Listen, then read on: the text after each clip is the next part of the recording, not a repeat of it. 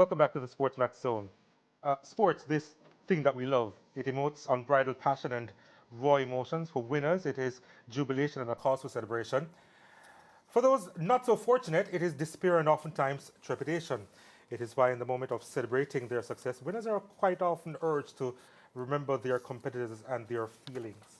It's what is referred to as good sportsmanship. But sometimes, in the spur of the moment, athletes become a bit dramatic with their celebration, and in many jurisdictions, that's frowned upon.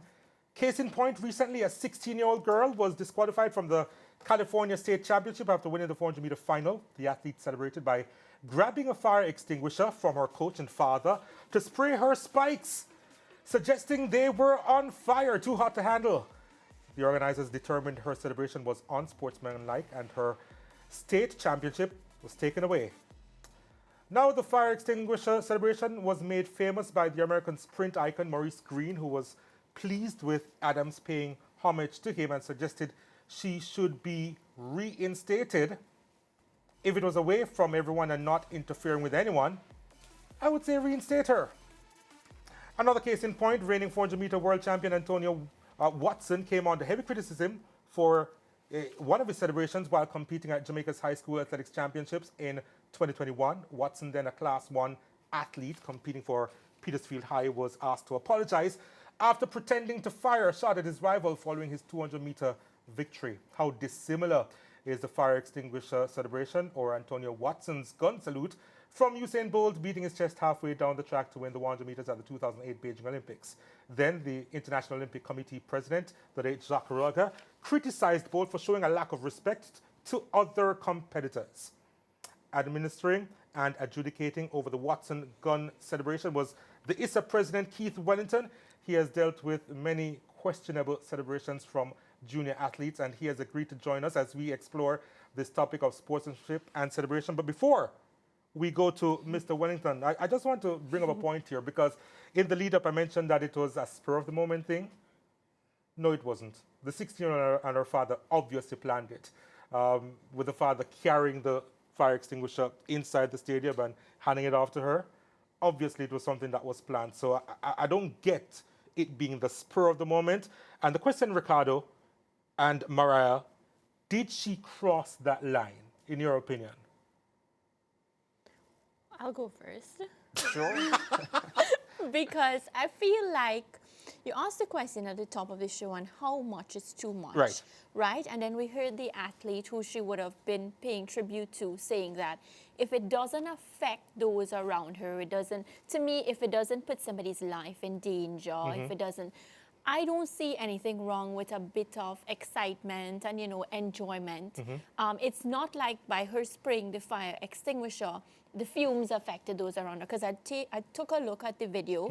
Now, of course, there are different instances because some of these celebrations, and not this one in particular, Donald, they have, racial connotations. They signal things about political aspects of life that are taking place and all of that. But in this particular situation, I looked at the position that she stood up and she sprayed the extinguisher, having a little fun as a kid. I would think that they went a bit too far. So you're saying it's harmless? In this case. In this case, Ricardo? Before I even answer that question, I think there are a few things to consider when discussing this topic, because I think how I answer that question will be determined by a number of things. One of them is jurisdiction. Jurisdiction, because different jurisdictions have different rules. Right.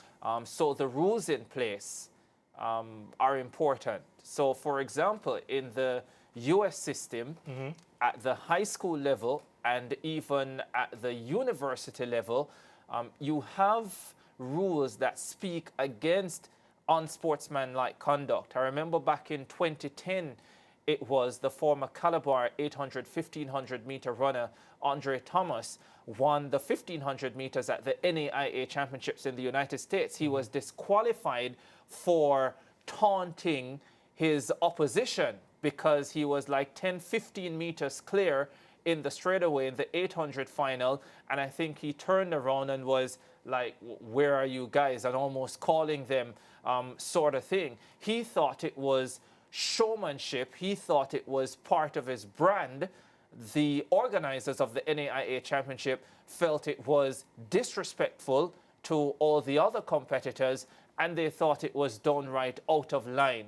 But then there are rules in place in those jurisdictions that govern situations like that. And that's why I would also say that in the case of the 16-year-old and her father, they had to know that they were towing a particular line when they decided that they would do this celebration. Because you are right, it wasn't a spur of the moment thing. This is obviously something that they planned. The fire extinguisher didn't miraculously turn up inside the stadium after they won it. So that is one aspect of it. Did they cross a line? I am not 100% sure, but I am sure that they must have known they were at best towing that line. The other aspect I think that we have to consider when discussing this is the age group. Yeah? What you allow an athlete under the age of 18 or a 16-year-old, or what you allow a senior athlete to do, you may not allow a 16 or a 17-year-old to do, or you may not allow in sports at the junior level or the high school level or those lower levels. So I think we have to consider all those things when we're debating this topic. Because I can't remember like an adult or an older athlete being disqualified based on a because those rules don't exist at those levels. Right, and this is where Mr. You really have to go far.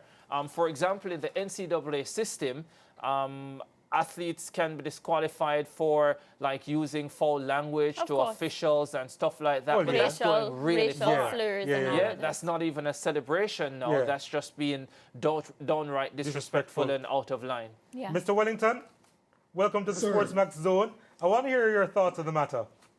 Good afternoon. Well, first of all, I'm going to lodge a complaint that I don't think I'm being treated like a guest because you allowed Ricardo to basically cover the entire topic.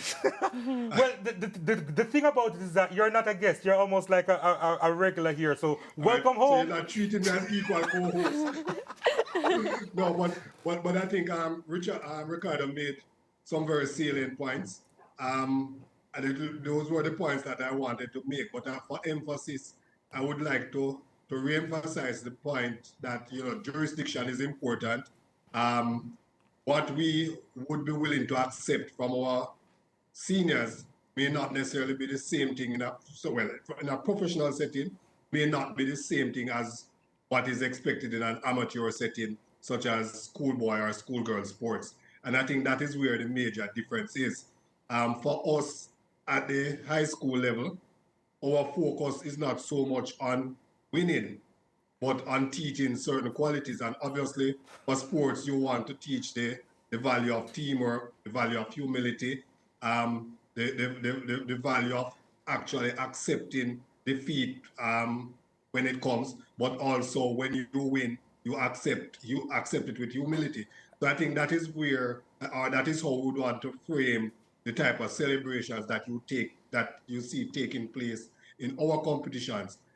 Certainly, for example, the difference between Michael Green and Maurice Green, right? Maurice Green, rather, and the young lady is that one was a professional, one was in a high school setting. I think that in both instances, it provided, I think, significant level of entertainment, but it may not have been acceptable for the student to be displaying that type of attitude which others may claim to be arrogance, right? In the professional setting, it is a little bit more, maybe a little bit more acceptable. But I think that sometimes we criticize a little bit too heavily because these celebrations most times are heartfelt, and when they are planned and premeditated, usually it has a lot of entertainment value to it, and it doesn't necessarily intend to bring harm to anybody else. So I think that it's a very complex situation, but I think celebration and the uniqueness of celebrations bring great value to our sporting competitions.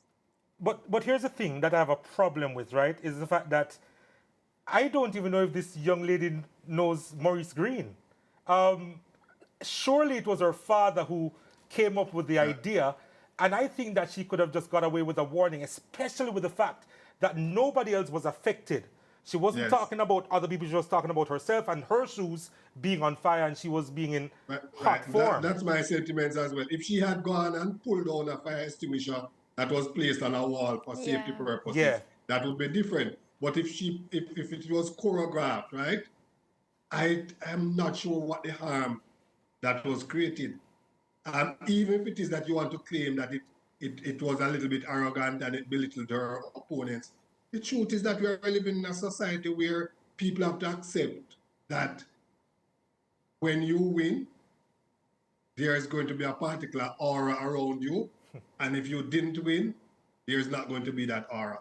And in the context of sports and how sports has been professionalized, I think that we need to think more carefully about some of the straitjackets that we want people to survive in. Yeah, and can we just agree that the punishment was a bit too harsh for an athlete of her age, and maybe, let's just say the organizers wanted to set an example for the other youngsters, you know, that this is not acceptable, or, you know, for them not to try this, maybe like a warning or like a 1-week ban, but to just strip her completely of everything.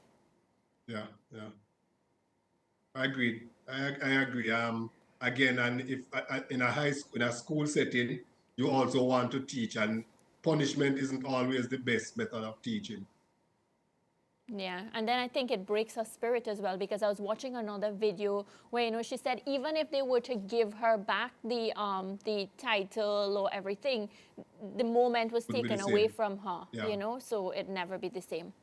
The question, though, that I ask Keith is in regards to what would be deemed as unsportsmanlike. And of course, you're in charge of school sports in Jamaica. Should it be clearly defined? Yeah, I think it's something that we want to ensure that everybody clearly understands what is it we define it as and what is the ill that we are trying to avoid. For us, unsportsmanlike behavior focuses on behavior that belittles your competitor, as well as maybe presumed or maybe associated with violence. I think that's, for us, that's the most significant one, the one that focuses on violence, lewd behavior, or belittling your competitor. You know, you made a point earlier about, you know, that it's all about camaraderie and it's not really about winning, as if you don't know half the alumni that takes part in these competitions, Keith. Well, we don't organize competitions for alumni, you know, so I wouldn't know that. I know Ricardo competes. You Ricardo, what did they say about you? You're Ricardo competing? competes as an official, not as an alumni. Is there something you need to say, Ricardo? I don't know if I compete. I mean, Oh, sorry, participate. Oh, participate. thank you very much. Sorry. We're having a problem with words this evening. at least you didn't use the one I did. But Keith, I mean, just speaking to the punishment, right? Because even in the cases with the Intersecondary School Sports Association in Jamaica, there have been no disqualifications. So, for example, you look back at the Antonio Watson case, and I think most individuals agree that it was over the top. But the way you dealt with it was to say to the young man, listen, we need you to apologize. And I suspect there was some amount of... Let me correct you. Oh, please do. We never asked him to apologize. Oh, wow. We spoke with him and he recognized that what he did was inappropriate and offered to apologize, which is different. And Yes, in our mind, that suggests that he learned. If we had asked him to apologize, then we may not have been certain whether or not he had learned. Yeah. Right? There was another incident as well. I think, I don't remember, the young man from St. Mary's College. And as soon as it happened, the student actually wrote, the student, through the principal, actually wrote to ISA to apologize. So we understand that these things will happen, but we want to provide the opportunity for that teaching moment where the student is able to understand and appreciate that these are not standards that we expect to fall, and that, you know, they understand what is it we are trying to do. Because punishing them and they not accepting the punishment or thinking that it is unfair and so on, then you really wouldn't have used the opportunity well to teach anything. Keith, it's good to have you on the show, especially during the summer. Not quite yet. All right, thanks. Will you be inviting me back around about September 5 or? Do you have something to tell us, Keith? No, I'm asking. Oh, okay. Mr. Wellington, I don't know you as a man that creates mischief. Let's leave that there. No, shall we go to break? We must go to a break right now. Have a good evening. Yeah, at the track is next. Good evening, everyone. Enjoy the rest of the afternoon. At the track is next after this break. Stay with us, please.